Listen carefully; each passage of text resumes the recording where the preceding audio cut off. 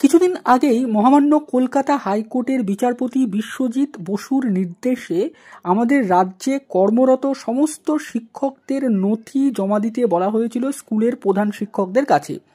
সেই নথি প্রধান শিক্ষক মহাশয় স্কুলের একটি পোর্টালে বা একটি কেন্দ্রীয় পোর্টালে তিনি তুলবেন এবং তারপরে তিনি সেই নথি ডিআইদেরকে পাঠাবেন। অর্থাৎ এই সমস্ত নথি যাচাই করে ডিজিটাইজড করা হবে এবং সেখানে দেখা হবে মূলত যে কোনো শিক্ষক নিয়োগের ক্ষেত্রে কোনো অনিয়ম বা বেনিয়ম বা গরমিল রয়েছে কিনা সেইটা।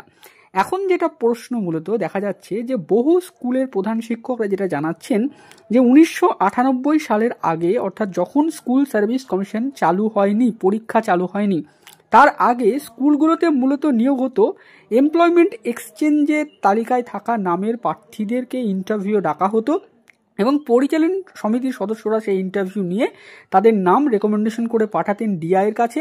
তারপর সেই ডিআই অফিস থেকে তাদেরকে তালিকা তৈরি করে পরিদর্শকরা তাদের বাড়িতে অ্যাপয়েন্টমেন্ট লেটার পাঠাতেন উইথ মেমো নম্বর, এবং যে প্যানেল তৈরি করতেন সেখানেও মেমো নম্বর থাকতো।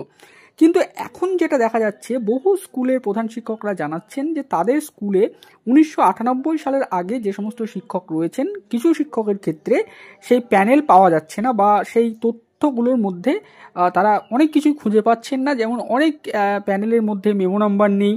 তো এখন মুশকিল হচ্ছে এই সমস্ত শিক্ষকদের ক্ষেত্রে তাহলে কি করা হবে?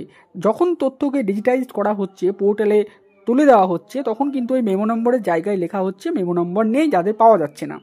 এক্ষেত্রে যারা শিক্ষক সমিতি তারা বলছেন যে 1998 সালের আগে বহু তথ্য না পাওয়া যেতেও পারে, তার কারণ সেই সময় বহু তথ্য 1998 সালের আগে পাওয়া না যেতেও পারে, তখন সেই সময় বহু তথ্য অমিল থাকতেও পারে।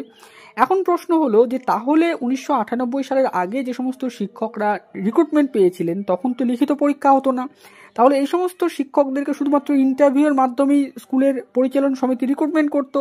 তো সেখানে যে কোনো স্বজন পোষণ হয়নি এমনটাও কিন্তু ওয়াকিবহল মহলরা মনে করছেন, যে বা এই বিষয়টাকেও তারা উড়িয়ে দিচ্ছেন না। সেক্ষেত্রে বহু স্কুলে এই যে নথি পাওয়া যাচ্ছে না বিভিন্ন শিক্ষকের ক্ষেত্রে, তাদের আগামী দিন কি হবে? নিশ্চয়ই কোর্টে এই বিষয়টাকে তুলে ধরা হবে, কোর্ট নিশ্চয়ই এই বিষয়ে কিছু বক্তব্য জানাবেন।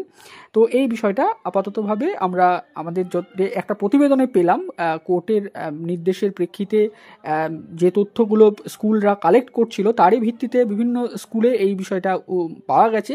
তারপরে একটি পত্রিকাতে প্রতিবেদন আকারে এই বিষয়টা ছাপানো হয়েছে, সেখান থেকে এই খবরটি দেখতে পেয়ে আপনাদের সাথে শেয়ার করলাম। ভিডিওটা এই পর্যন্ত। ভিডিওটা ভালো লাগলে শেষ অবধি দেখার জন্য আপনাদের সকলকে জানাই অসংখ্য ধন্যবাদ।